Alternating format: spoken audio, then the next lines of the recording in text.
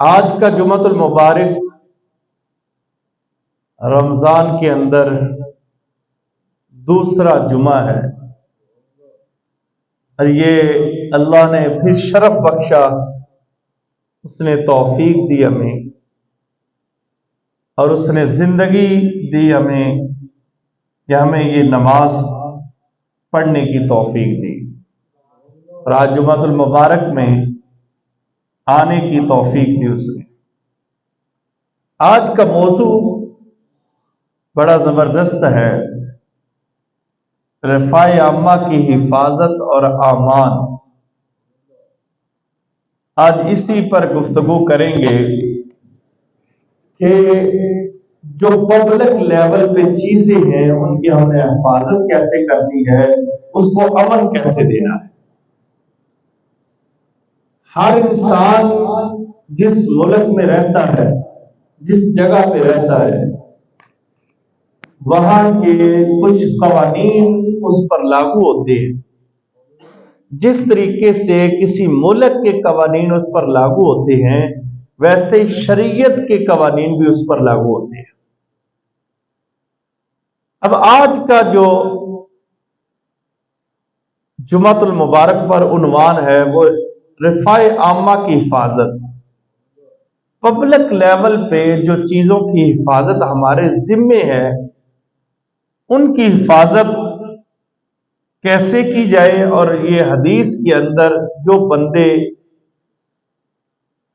ہر چیز کی جس کو شریعت نے اجازت دی ہے کہ ان چیزوں کی حفاظت کی جائے، اگر وہ نہیں کرتا تو اس کی سزا کیا ہے، اور اگر شریعت کے مطابق وہ رول کے مطابق اپنی زندگی بسر کرتا ہے تو اس کے لیے اللہ کے محبوب نے شان کیا بیان کی۔ رفاع عامہ کے اندر جو سب سے پہلی چیز آتی ہے وہ سڑک اور اس کے حقوق آتے ہیں، کہ اگر سڑک کے بارے میں جھگڑا ہو جائے، آمنے اور سامنے والے دونوں آپس میں لڑ جائے، تو شریعت کیا کہتی ہے کہ اس سڑک پر حق کس کا ہے اور کتنے فاصلے پر تم اس کو رکھ سکتے ہو، سڑک کو بنا سکتے ہو۔ ایسے ذمہ دار بڑے پریشان کرتے ہیں بہت سارے۔ ایک ذمہ دار کی زمین آگے ہے تو اس کے راستہ اسی زمین سے ہوتا ہوا جاتا ہے، تو وہ پریشان کرتے ہیں۔ تو اس بارے میں شریعت کیا کہتی ہے کہ اس کو راستہ دینا چاہیے یا نہیں دینا چاہیے۔ نبی کریم صلی اللہ علیہ وآلہ وسلم سے بخاری کی حدیث ہے، اور حضرت ابو درداء راوی ہے، کہ پیارے آقا صلی اللہ علیہ وآلہ وسلم نے فرمایا، اگر کسی زمین کی چوڑائی کے معاملے میں، کسی رستے کے معاملے میں لڑائی ہو جائے تو اللہ اور اس کے رسول کا فرمان سن لیجئے کہ اللہ اور اس کا رسول یہ حکم دیتا ہے کہ تم 7 ہاتھ چھوڑ دو۔ اب جو راستہ ہے اس کو 7 ہاتھ چھوڑنا ہے۔ اگر لڑائی ہو جائے، ہاتھ یہاں سے لے کر کونیاں نہیں ہے، یہاں تک ہے، یعنی یہاں سے لے کر یہاں تک، یہ 7 ہاتھ آپ نے راستہ چھوڑ دینا ہے۔ باقی جو تعمیر آپ نے کرنا چاہتے ہیں تو کر سکتے ہیں، یا کوئی فصل لگانا چاہتے ہیں تو لگا سکتے ہیں۔ لیکن کچھ جگہ ایسی ہیں جہاں گورنمنٹ کی پراپرٹی ہے رستے، تو وہاں پر یہ ہم شرارت نہیں کر سکتے کہ وہاں پر ہم کہیں کہ نہیں 7 ہاتھ چھوڑ کر ہم اب آگے اپنی مرضی سے دروازے رکھ دیں۔ اللہ کے محبوب نے فرمایا، معاذ بن انس رضی اللہ تعالیٰ عنہ فرماتے ہیں، یہ بھی بخاری کی حدیث ہے، کہ میں ایک جنگ میں پیارے آقا صلی اللہ علیہ وآلہ وسلم کے ساتھ جا رہا تھا، اور یہ حدیث ان لوگوں کے لیے ہے جو فوت کی خوشی غمی میں راستے کو بند کرتے ہیں، مثلا خیمے لگا دیے۔ اب گزرنے والوں کے لیے پرابلم ہے کہ وہ وہاں سے انہوں نے گزرنا تھا اور آپ نے خیمے لگا دیے، اور آپ نے لگا دیا وہاں پر کوئی چیز کے آگے کوئی بندہ گزرے نہ۔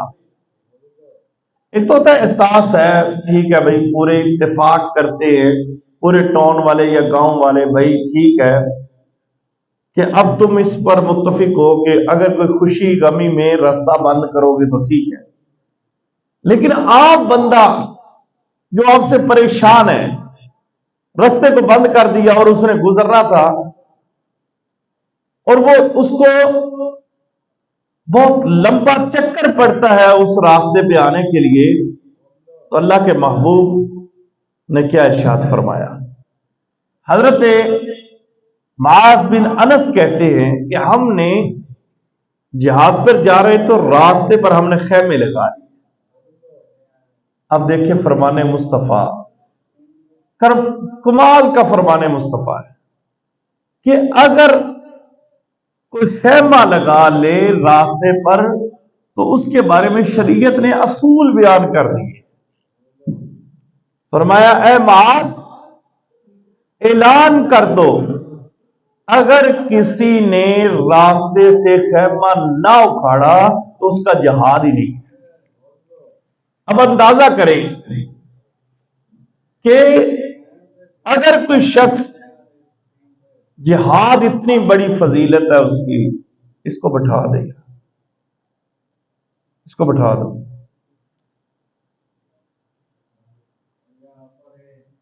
اگر کوئی شخص یہ کام کرتا ہے کہ راستے پر وہ خیمہ لگا دیتا ہے تو اللہ کے محبوب نے فرمایا کہ وہ راستے سے خیمہ اکھاڑ لو، اتنی بڑا اس کو جو اجر ملنا ہے جہاد والا وہ اس کو اجر نہیں ملے گا۔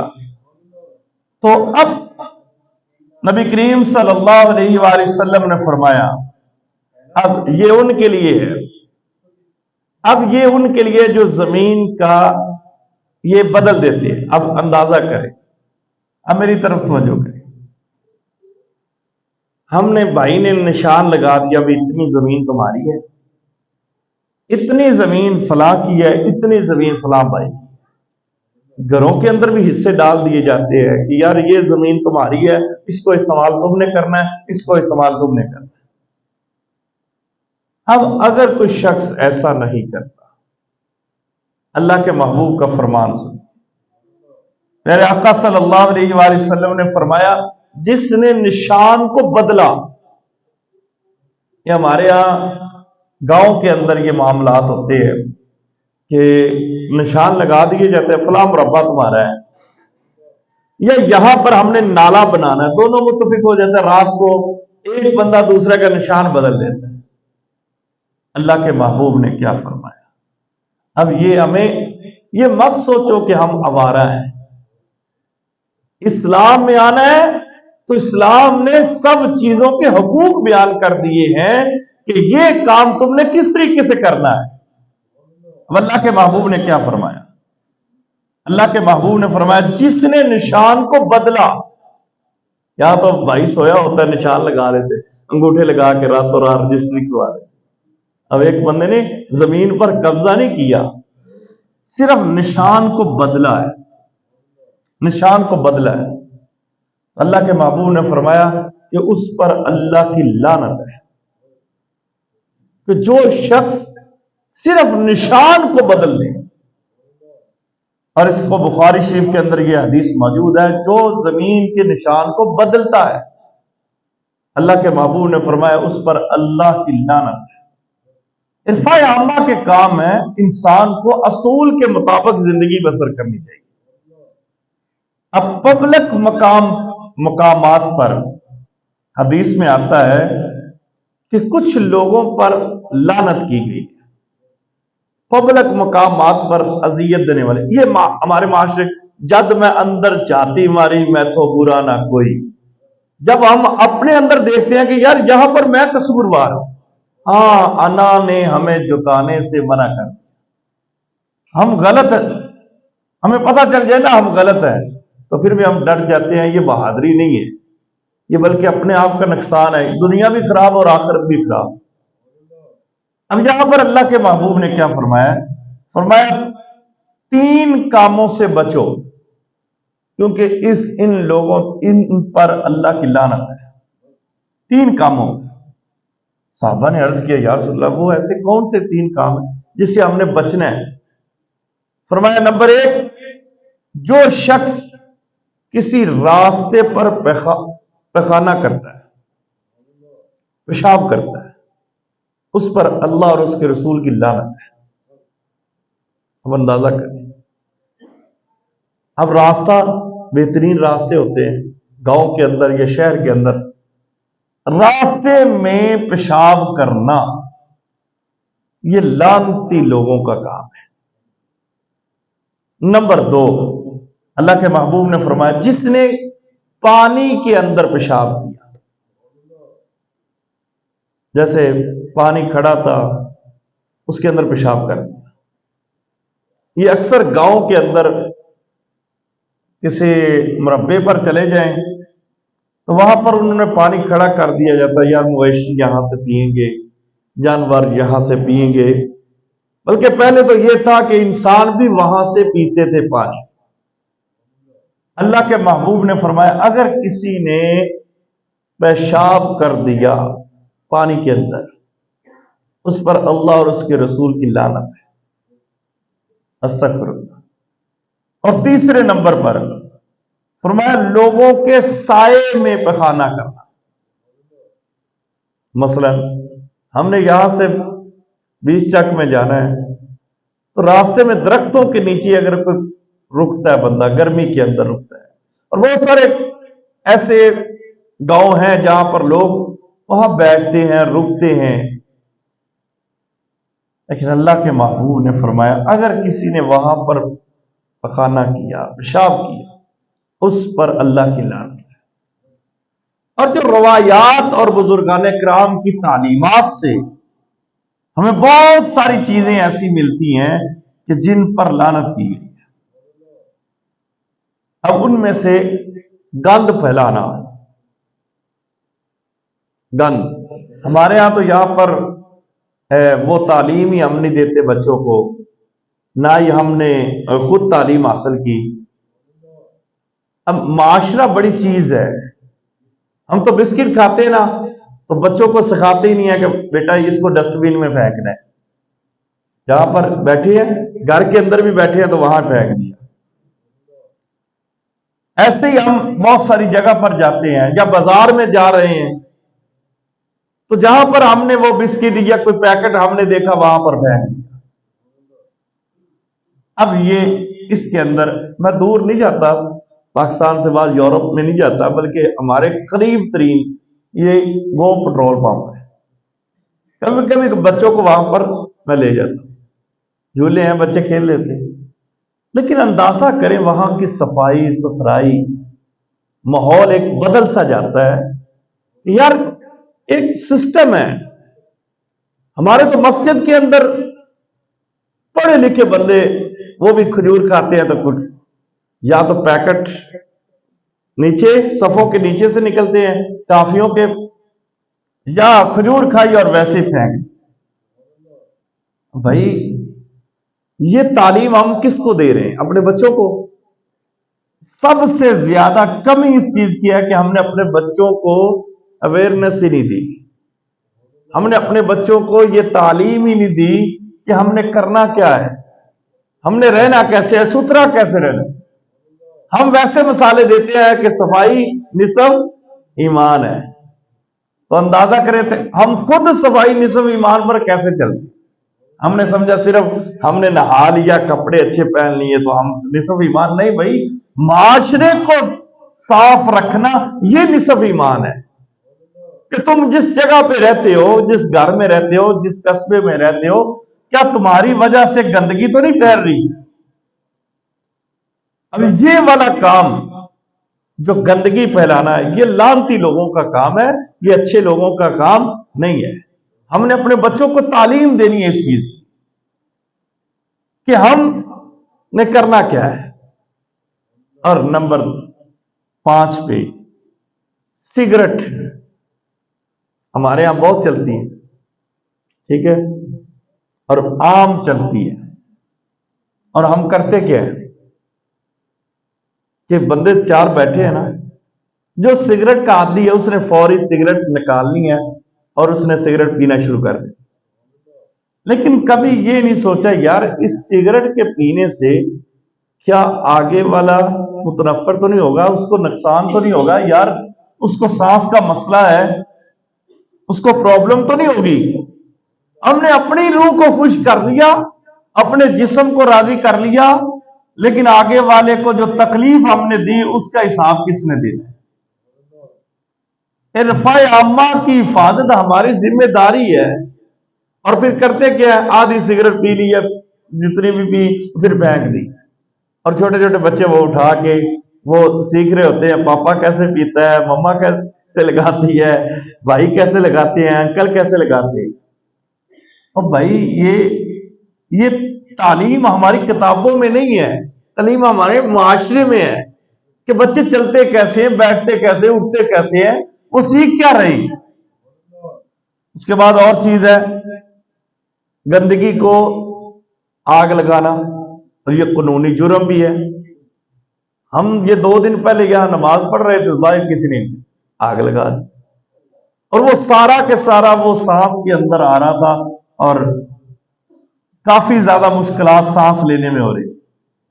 پہلے یہ بات تو یہ ہے کہ یہ قانونی جرم ہے کہ کسی کوڑے کو آگ لگانا, اور پھر یہ شریعت بھی یہ کہتی ہے کہ تم ایسا کام نہ کرو جس کی وجہ سے دوسرے متنفر ہو. اب اندازہ کریں یہاں پر وہ 500 لیتے ہوں گے, یہاں کوڑے والے آتے ہیں, وہ میں کیمرے لگے ہوئے ہیں, میں دیکھتا رہتا ہوں, وہ نکر سے بندے چلتے ہیں, یہ مسجد کے سامنے آ کے کوڑا پھینک کسی جگہ.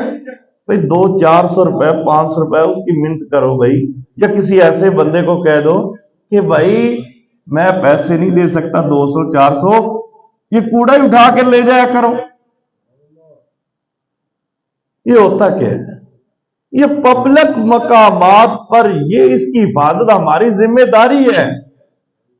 یہ نہیں ہے کہ ہم شریعت میں آ گئے اور آوارہ ہو گئے اپنی مرضی سے جو مرضی کریں. نہیں, ایک بندہ بھی اگر متنفر ہو گیا نا تو آپ کی عبادات کو نہیں دیکھا جائے گا کہ آپ سجدے کتنے لمبے کرتے, آپ کرتے کیا ہے. پھر اس کے بعد تھوکنا, جہاں دل چاہتا ہم تھوک دیتے, جہاں دل چاہتا ہے, کوئی روک ٹوک نہیں ہے اس میں.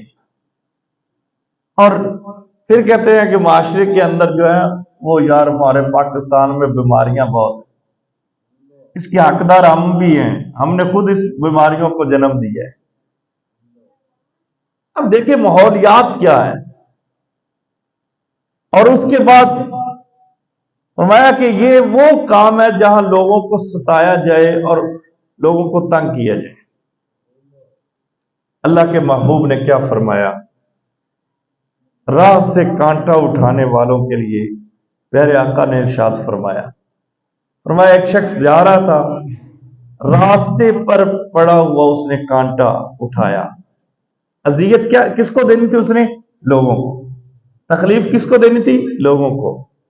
اللہ کے محبوب نے فرمایا اس نے کانٹا وہاں سے اٹھایا اور ایک طرف رکھ دیا تاکہ لوگوں کو تکلیف نہ ہو. فرمایا اس عمل کی وجہ سے اللہ نے اس کو معاف کر دیا, اس عمل کی وجہ سے. اور دوسرے نمبر پر فرمایا کہ ایک شخص جا رہا تھا کہ وہاں درخت پڑا تھا, اس نے درخت کاٹ کر راستے سے ہٹا دیا. اللہ کے محبوب نے فرمایا میں نے اس شخص کو جنت کے اندر ٹہلتے ہوئے دیکھا ہے. وہ اندازہ کریں کہ پبلک مقامات کی حفاظت میں کتنا ہمارے لیے ضروری ہے اور کتنا اثر رکھتی ہے. اور یہ ایسے نہیں ہے, ہر چیز کی تعلیم شریعت نے دی ہے کہ تم زندگی بسر کیسے کرو گے. اور اس کے بعد اللہ کے محبوب نے فرمایا اگر کسی بھولے ہوئے شخص کو راستہ بتا دو گے یہ تمہارا صدقہ ہے. کو بھول گیا ہے, کوئی بھولا ہوا آپ کو مل جائے اس کو راستہ بتا دو. اور پھر فرمایا کہ جو گلی اور بازار بتائے گا اور اس تک پہنچا دے گا. اب دیکھیں یہ کتنا بڑا اجر ہے. اللہ کے محبوب نے فرمایا وہ ایسے ہے جیسے اس نے غلام کو آزاد کر دیا. صرف کام کیا کرنا ہے، اگر کوئی بھولا ہوا ہے اس کو اس کی منزل تک پہنچا دینا. اللہ کے محبوب نے فرمایا کہ وہ ایسے ہے جیسے اس نے غلام کو آزاد کیا، اور اس وقت اتنا قیمتی غلام ملتا تھا کہ اس کو آزاد کرنا. اور پھر فرمایا، مسلم کی حدیث ہے، میرے آقا صلی اللہ علیہ وآلہ وسلم نے فرمایا جو شخص جمعے کے دن نہاتا ہے. اب اس کے اندر بڑی زبردست باتیں اور بڑے سبق ہیں اس حدیث کے اندر. فرمایا جو شخص، ابو داؤد کی حدیث ہے، نہائے جمعے کے دن اور بہترین لباس پہنے اور پھر خوشبو لگائے اور لوگوں کی گردنوں سے پھلانگ کر بھی نہائے. جیسے آپ بیٹھے ہیں نا، بعض لوگوں کی عادت ہے ابھی آئیں گے اور پھلانگتے ہوئے آ کے آگے بیٹھ جائیں گے. اور کچھ ہمارے اندر بھی کمی ہے کہ ہم جو پہلی صفحے مکمل نہیں ہوئی ان میں نہیں آ کے بیٹھتے. لیکن اللہ کے محبوب نے فرمایا جس نے گردن پھلانگ کر جو شخص آیا وہ نہا کے آیا یا جیسے بھی، اس کی کوئی عبادت نہیں ہے. فرمایا جس نے نہایا، خوشبو لگائی، غسل کیا، اس کے بعد اس نے گردنوں کو پھلانگا نہیں ہے، جہاں جگہ ملی بیٹھ گیا، اور فرمایا کہ خاموشی کے ساتھ خطبہ سنا، فرمایا اس کے اٹھنے سے پہلے اللہ اس کے سارے گناہوں کو معاف فرما دیتا ہے. اس کے اندر جو مین چیز ہے وہ پبلک کو تنگ نہ کیا جائے، یعنی لوگوں کو تنگ کر کے ان کی گردنوں کو پھلانگ کر بھی تم نہیں آ سکتے ہو. اور پھر ایک اور حدیث میں آتا ہے خیارکم، فرمایا بہترین شخص. اے صحابہ بتاؤں کون ہے بہترین شخص؟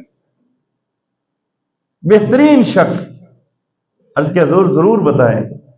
فرمایا جس کے کندھے نماز کے اندر نرم ہوتے ہیں. اب اندازہ کریں کہ کندھے نرم کیسے ہوتے ہیں. جو یہ تکبر کی علامت ہے کہ بندہ کاٹن سٹیا ہوئے ان کو میرے نال ان کو یہ کھڑا ہے، چلو ان میں تھوڑا چوڑا ہو کے کھڑا ہوں.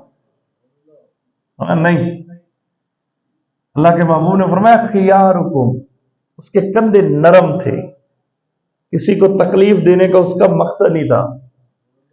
یہاں تو آتے ہیں، بچہ کھڑا ہے اس کو پاؤں کے ساتھ چل بھائی ایک سائڈ دے ہو، ہم نے ادھر نہیں آپ کو بیٹھنے دینا. یہ بہت ساری جگہ پر ایسے واقعات ہوتے ہیں کہ بچوں کو پاؤں کے ساتھ ایک طرف کرتے ہیں اٹھا کے، بھائی وہ بھی تو نماز پڑھنے آیا.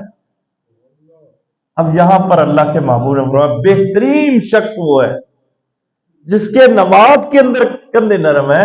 اس کا مطلب اگر نماز کے اندر اتنی تلقین ہے کہ اس کے کندھے نرم ہونے چاہیے، تو عام روٹین میں کیا ہے کہ مسلمان کے ساتھ آپ کا رویہ کیسا ہونا چاہیے. اور پھر اللہ کے محبوب نے حضرت معاذ بن جبل، بہت ہی پیارے صحابی ہیں، اور ان کو 16 سال کی عمر میں یمن کا گورنر بنا دیا، قاضی 16 سال کی عمر. ان کو سرکار نے جب وہاں کا قاضی بنایا، اب قاضی کا حکم تھا کہ وہ نماز پڑھائے. انہوں نے عشاء کی نماز کے اندر سورۃ بقرہ پڑھی. سورۃ بقرہ کو پڑھنا، سلیم انصاری ایک صحابی ہیں، انہوں نے نماز چھوڑی، سرکار کی بارگاہ میں آ کر عرض کیا حضور کہ معاذ بن جبل جو ہے وہ عشاء کی نماز میں سورۃ بقرہ پڑھتے ہیں. اب بعض دفعہ نا جس کو کوئی نہ بات ملے نا تو وہ امام صاحب کے پاس آ جائے، یار نماز تھوڑی جی لمبی کرایا کر. اچھا لمبی نماز مولوی صاحب پڑھانے لگ جائیں تو ان کے پاس نماز تھوڑا یار تھوڑی پڑھایا کرو، تھوڑا نرمی کیتا کرو. بھئی یہ کام اگر امام نے نہیں سیکھنا، بھی میرے مقتدی جو ہیں اس کو خبر نہیں ہے کہ میرے مقتدی کی پاور کتنی ہے، کتنی دیر کھڑے ہو سکتے ہیں، ضعیف العمر ہیں، ماڑے ہیں، کمزور ہیں یا طاقتور ہیں، میں نے ان کو کیسے نماز پڑھانی ہے؟ تو پھر وہ امام کس چیز کا ہے؟ اب اگر سرکار دو عالم صلی اللہ علیہ وآلہ وسلم نے فرمایا معاذ ادھر آؤ، لوگوں کو فتنے میں نہ ڈال، آسانیاں پیدا کر، جتنی آسانی پیدا کرے گا اتنے تیرے لیے بہتر ہے۔ اب دیکھیں لمبی نماز کے بارے میں پیارے آقا ہو رہا فتنے میں نہ ڈال، اس کو مختصر کر۔ اور پھر روایت آپ نے بیان فرمائی، فرمایا وہ شخص جس کا سجدہ اور رکوع لمبا ہوتا ہے اور قیام چھوٹا ہوتا ہے، اس کو جنت سے کوئی شخص نہیں روک سکتا۔ ہم اندازہ کریں، قیام کو چھوٹا، رکوع اور سجدے میں تسبیحات 3 کم از کم پڑھے، اتنی لمبا کر لے، اس کو مختصر بالکل نہیں کرنا کہ ایک ہی تسبیح میں چل رکوع ختم اور سجدہ ختم، میں 3 تسبیحات، میں اس کو جنت سے کوئی شخص کوئی چیز نہیں روک سکتی۔ اور پھر پیارے آقا صلی اللہ علیہ وآلہ وسلم نے یہ اسلام نے اصول بیان کیے ہیں کہ رفع عامہ کی حفاظت اور امان کیا ہے۔ اگر تم مسلمان ہوتے ہو، مسلمان ہو تو تمہاری ذمہ داریاں کیا ہیں؟ ایسے تمہیں لاوارث نہیں بنا دیتا اسلام کہ جو مرضی اپنی مرضی سے کرتے پھرتے رہو، نہیں۔ اب عزت اور حق کا تحفظ یہ کیا ہے؟ عبداللہ بن عمر، اسامہ بن شریک رضی اللہ تعالیٰ عنہما، یہ 2 صحابی راوی ہیں کہ ہم حضور کی بارگاہ میں آئے اور ہم بیٹھے ہوئے تھے سرکار کے پاس، ایک شخص آیا، اس نے آ کر کہا یا رسول اللہ، میں نے منا کے مقام پر قربانی پہلے دے لی، بال بعد میں کٹوائے۔ ایک نے کہا میں نے بال پہلے کٹوا لیے، قربانی بعد میں دی۔ ایک نے کہا کہ میں طواف پہلے کر آیا اور قربانی بعد میں آ کر دی۔ یہ بہت ساری چیزیں یہ فرماتے ہم سنتے رہے، لیکن سب جب بیٹھ گئے تو سرکار کا جملے کیا تھے؟ قربان جائیں، اس میں ہمارے لیے کیا درس ہے؟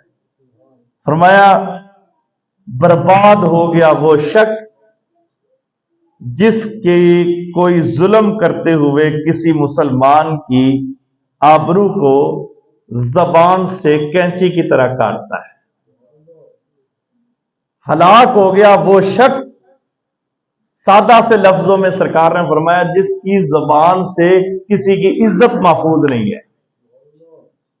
کوئی حرج نہیں ہے، تم نے یہ جو پہلے عمل کیے نا اس میں کوئی حرج نہیں ہے، لیکن سنو، ظالم شخص وہ ہے، ہلاکت اس شخص کے لیے ہے جس کی زبان سے دوسرا مسلمان محفوظ نہیں ہے۔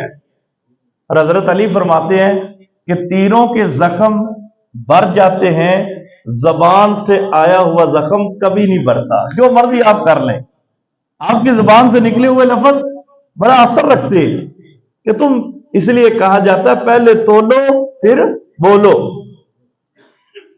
ہمارے نا ایک بزرگ تھے بستی پور شریف کے، وہ اپنے کانوں میں روئی رکھتے تھے، تو ہمارے بابا سرکار کے وہ استاد تھے۔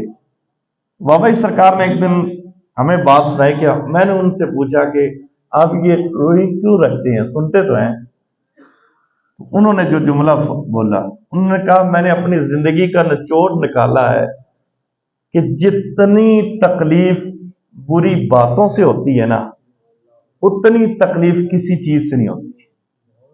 کتنی تکلیف تمہاری زبان، کسی کی زبان سے تمہیں ملتی ہے نا، اتنی تکلیف کسی سے نہیں مل سکتی۔ اس لیے فرماتے ہیں روح رکھتا ہوں نہ کسی کی سنوں گا اور نہ تکلیف پہنچے گی۔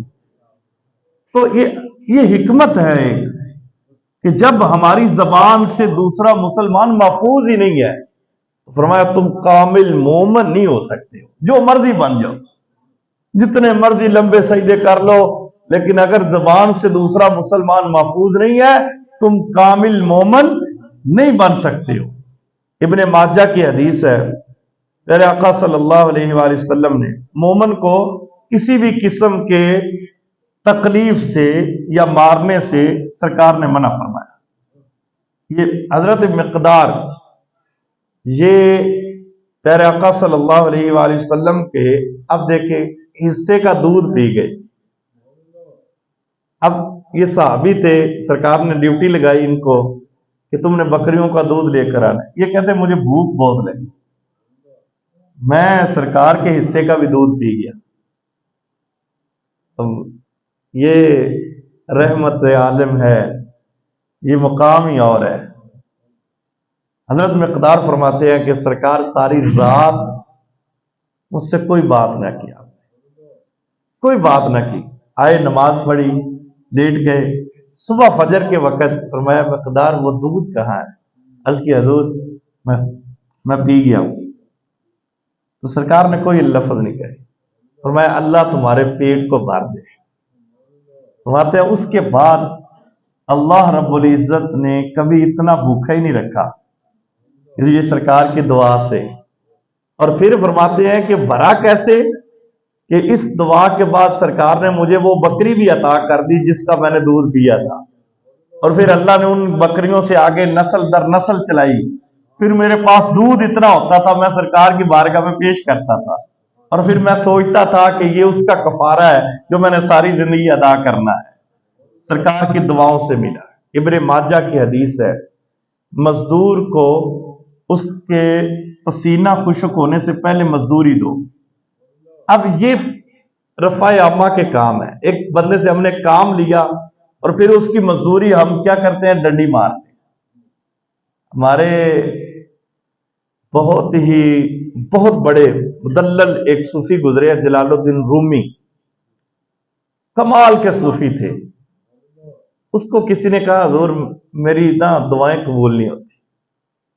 اچھا ان کی میں نے یہ بات پڑھی نا، اس کو شیخ سعدی نے بھی ان کے حوالے سے لکھا، مولانا روم رحمت اللہ علیہ نے بھی لکھا، بہت سارے صوفیوں نے اپنی کتابوں کے اندر یہ بات لکھی۔ یہ آخری بات، اس کے بعد پھر انشاءاللہ نماز پڑھتے ہیں۔ بڑی زبردست بات، ان سے کسی نے، ہر بندہ یہی سوال کرتا ہے کہ یار میری دعا قبول نہیں ہوتی۔ اور یہ جملہ کفر ہے جو شخص یہ کہتا ہے کہ اللہ میری سنتا نہیں ہے۔ اور یہ ہماری زبان پر، بہت سارے لوگوں کی زبان پر یہ جملہ ہوتا ہے کہ یار اللہ میری نہیں سنتا، چل تیری سن لے گا تو دعا کر۔ یہ جملہ آپ سب جانتے ہیں، میں بھی جانتا ہوں، سارے ہم بولتے ہیں، لیکن اندازہ کبھی کیا ہے؟ اللہ کا ایک صفاتی نام ہے سمیع، سمیع سننے والا، سمیع البصیر، ٹھیک ہے، دیکھنے اور سننے والا۔ اب کبھی ہم نے اندازہ کیا ہے کہ جو ہم بول رہے ہیں، یا تو ہم اس کو رب نہیں مان رہے اس لیے کہہ رہے ہیں، اگر رب ماننا ہے تو پھر اس کی ایک صفت ہے کہ وہ سنتا ہے اور دیکھتا بھی ہے، اس کو علم بھی ہے، سمیع العلیم بھی ہے، جانتا بھی ہے کہ تو کہنا کیا چاہتا ہے۔ تو پھر یہ جملہ بولنا یہ کفر ہے، اور وہ بندے جن کی زبان سے یہ جملے نکلے ان کو توبہ کرنی چاہیے۔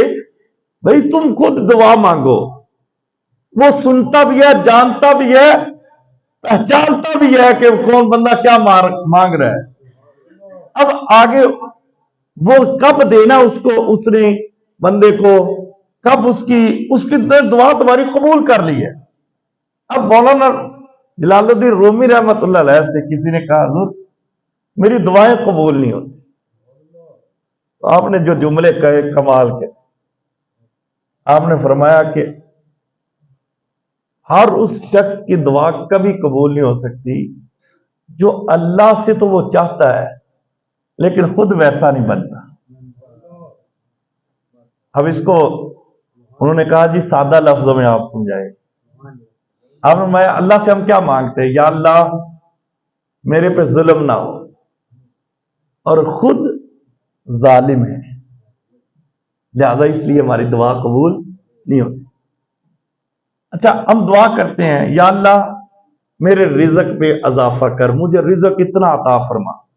اچھا جو ہمارے انڈر میں کام کرنے والے لوگ ہیں ہم ان کو مزدوری کتنی دیتے ہیں، ان کے ساتھ ہمارا رویہ کیا ہے؟ بہت ساری چیزیں ایسی ہیں، ہماری دعائیں قبول اس لیے نہیں ہوتی کہ ہم جو اللہ کے ساتھ چاہتے ہیں کہ اللہ ہمارے ساتھ ایسا کرے، ہم لوگوں کے ساتھ ویسا نہیں کرتے، اس لیے ہماری دعائیں قبول نہیں ہوتی۔ فرمایا اگر تم چاہتے ہو کہ تمہاری دعائیں قبول ہوں تو جو اللہ پر تمہارا بھروسہ ہے نا کہ میرا کام اللہ کرنے والا ہے، میرے کام اللہ کرنے والا ہے، میرے پر شفقت اللہ کرے گا، مہربانی اللہ کرے گا، میری بیماریاں ختم ہوگی۔ اب بھائی اللہ نے اگر آپ کو دیا ہے پھر لوگوں کے ساتھ بھی وہ رویہ اختیار کرنا۔ اگر بیمار آ جائے تو بیمار کی عیادت کے لیے تو خود جانا، اللہ تیرے پاس آئے گا، اور حدیث میں آتا ہے قیامت کے دن اللہ خود پوچھے گا، میں یار بیمار تھا تو مجھے پوچھنے نہیں آیا۔ بندہ کہے گا مالک تو بیمار ہو ہی نہیں سکتا۔ تو اللہ کیا فرماتا ہے کہ میرا بندہ بیمار تھا، اگر تو اس کے پاس آتا، اس کا حوال پوچھتا تو مجھے وہاں پا لیتا۔ کیا آگے حدیث میں سرکار نے فرمایا، اللہ فرماتا ہے میں بھوکا تھا تو نے مجھے کھانا نہیں کھلایا، یا اللہ تو اس چیزوں سے پاک ہے۔ فرمایا ہاں، میرا بندہ بھوکا تھا تو اس کو کھلا دیتا تو مجھے تو وہاں پا لیتا، مجھے تو وہاں مل جاتا۔ تو یہ ساری چیزیں وہ ہیں، اگر دعا کی قبولیت چاہتے ہیں تو پھر وہی کام کرو جو ہم نے اللہ پر بھروسہ کیا ہوا ہے۔ اللہ پر ہمارا بھروسہ ہے کہ ہمیں فلاں دے گا، اور پھر یہ جملہ کفر سے بچ جاؤ کہ اللہ سنتا نہیں ہے، تمہاری سنتا میری نہیں سنتا۔ وہ جو بندہ مومن ہو گیا، اسلام لے آیا، اب اس کے لیے شریعت کہتی ہے کہ وہ اصولوں کے مطابق زندگی بسر کرے۔ سمیع البصیر بھی ہے، سمیع العلیم بھی ہے، وہ سنتا بھی ہے، جانتا بھی ہے، دیکھتا بھی ہے کہ میرا بندہ کیا مجھ سے مانگ رہا ہے۔ تو اللہ تعالیٰ کے ہاں دعا ہے کہ اللہ تعالیٰ عمل کرنے کی توفیق عطا فرمائے۔ والسلام علیکم۔